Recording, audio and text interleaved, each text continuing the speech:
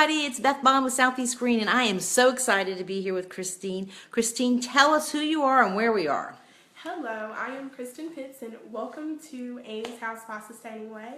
I am the community coordinator for this project here in Nicholtown in Greenville, South Carolina. So a little bit about what we do as an organization.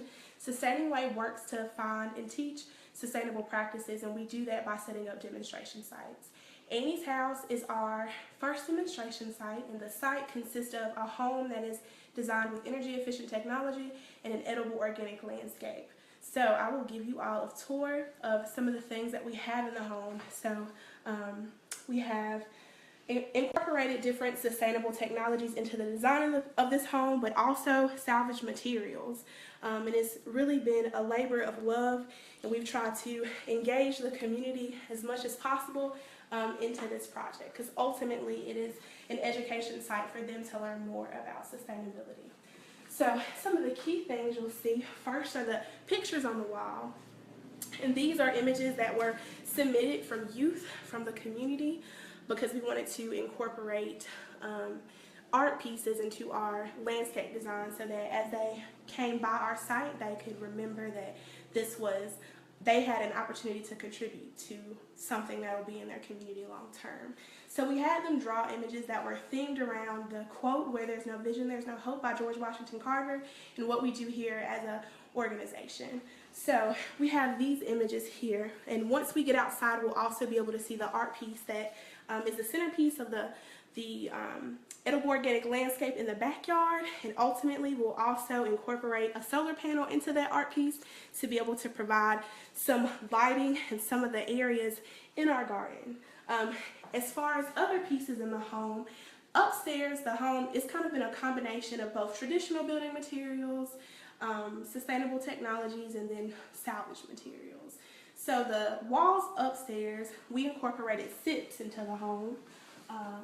And if you aren't familiar with SIPs, it is a structured insulated panel, which helps keep the home well insulated and sealed, which helps with energy cost, of course. So when we design nonprofit here in the upstate that builds homes for low-income families and seniors.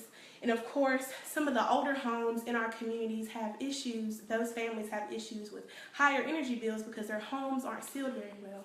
So we wanted to be able to use this project as a prototype for that organization, so as they continue to build affordable homes both in this community and in communities around Greenville County, that can continue to incorporate those kinds of technologies into the bills to be able to help save those families money. Now, is that affordable? I mean, can anybody do this? Yes, so upfront costs, of course, are a little bit more. They're about 5 to 10% more than your traditional building materials. However, you gain those what you lose, you gain back in energy savings, less waste, because these are pre-manufactured off-site and they kind of go up like Legos.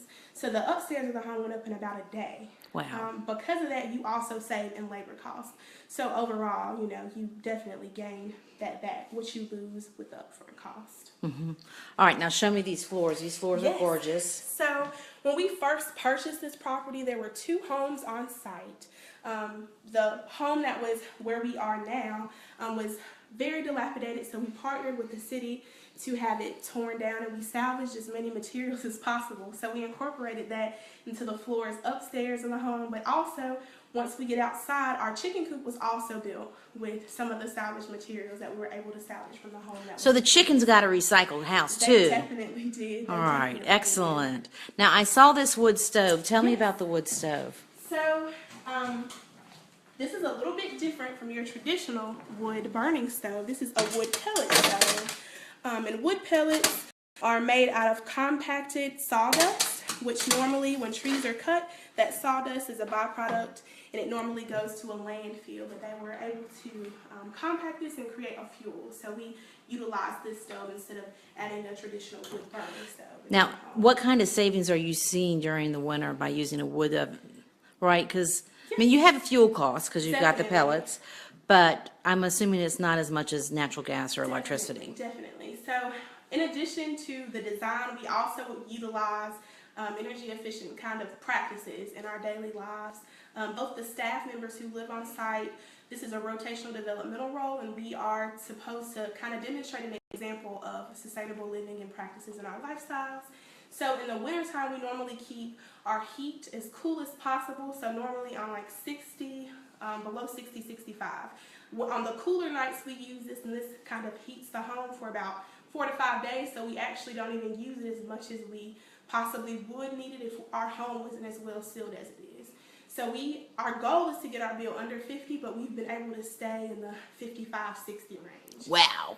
During our winter months. And then in the summer months, of course, we keep our HVAC system on a warmer temperature, and we utilize ceiling fans in each of the rooms. And this is I'm getting, there we go, smart. Yeah. So, and it's thermostat. on a timer. So when it kicks on, it'll be on 60, but the home is 71 degrees. And we also, like I mentioned, sustainable practices. So during the daytime, we have our blinds open, which also helps with natural lighting. That helps to cut energy costs as well. So of course your two largest energy hogs are your HVAC system and your dryer. So when you can use them as little as possible, that always helps with energy savings. Great. It's something we try to demonstrate with our community. We're moving into the kitchen, and I see green onions. Did you grow this in your garden? Actually, these did not come from our garden.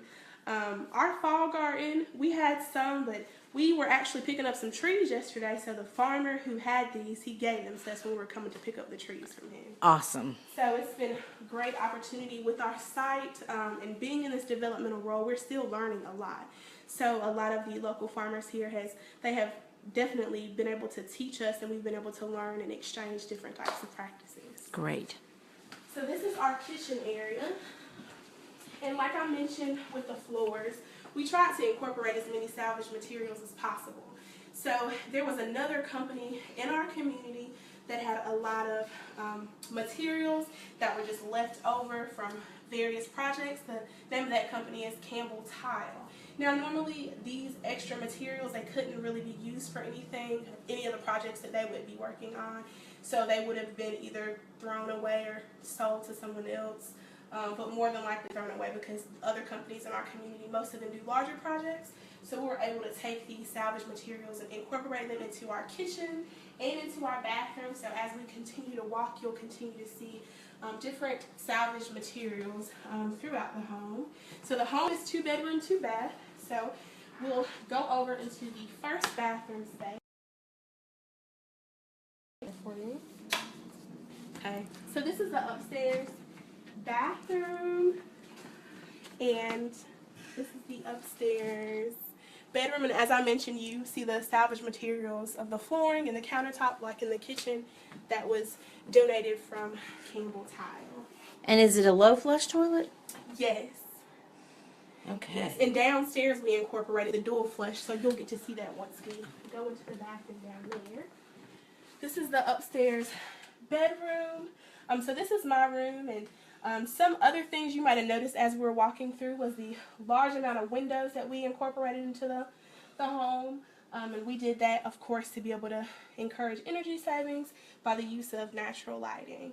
We also incorporated lighter colored paints into the home as well, because the reflective quality also helps to help with savings with energy costs with lighting. And all the paints, both inside and outside, are low or no VOCs, which are volatile organic compounds that have negative impacts both on the environment and on our breathing. The ones outside are low, and the ones inside are no VOCs, but we still try to incorporate indoor plants that are both medicinal and ornamental to kind of add and improve the air quality inside the home as well. And I see you're growing pineapples. Yes, so I am attempting to grow a pineapple. So I'm trying to wait for it to sprout, and then I'll put it in soil. From what I've read, it'll take 2 to 3 years before it grows in our climate, so we'll see. We'll see. Okay, we're navigating stairs now, y'all, so we're going to go slow.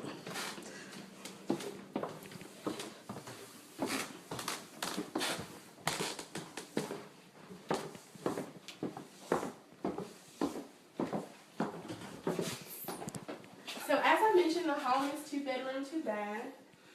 is our downstairs bathroom. So I live on site with another young man who serves in our sustainability coordinator role. His name is Caleb. So he does, most of his work will be focused on working on the landscape. But in his bathroom, which is also used as our bathroom for volunteers, we've also incorporated the dual flush toilet.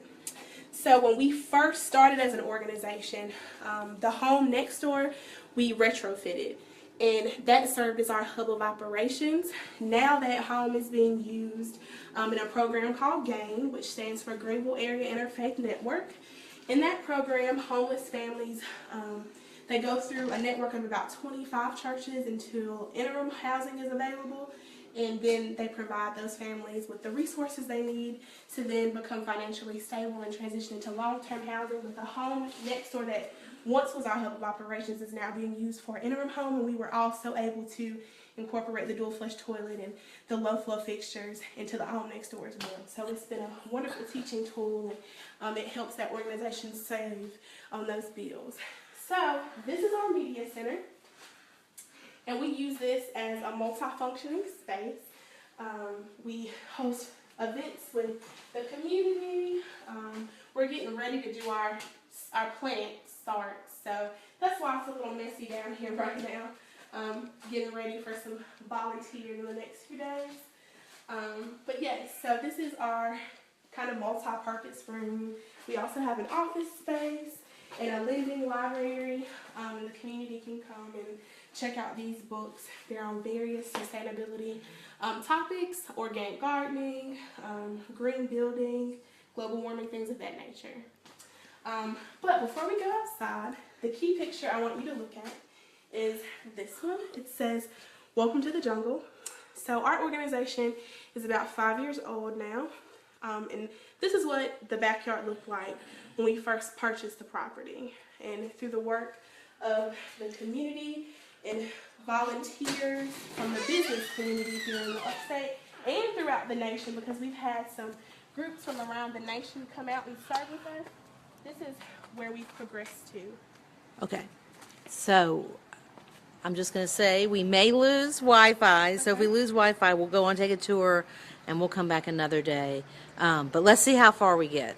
Yes. So this is our landscape, or the back part of the property.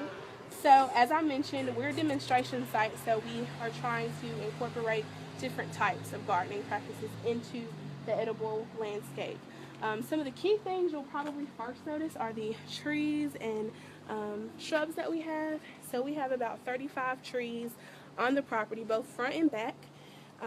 We have some natives here, some pawpaws, elderberries, and we have several variety of plums, pomegranate, service berry, so a large variety of fruit and nut trees. We also have hazelnuts and pecans.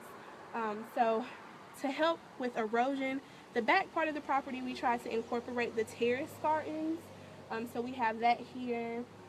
We also have done culture beds and sheet mulching. We also have raised beds, which for our community is the choice most people choose. And for people who don't have kind of spaces in which they can garden, in the summer we also do potted edibles as well, to kind of demonstrate that, so that people who their living situations are different. They'll have like different options to pick and choose from. We also do water collection on site. So we have 2 rain barrels currently, but we're working to integrate more. And these are my favorite because in addition to being the lids for our rain barrels, they also serve as mini planters. So we've planted some spinach and some herbs here, and some of them are starting to come up, which is wonderful. I want to see, because this is pretty cool to have the rain barrel with the garden on top. So we purchased ours, but there are also other options where you can utilize 30-gallon trash cans.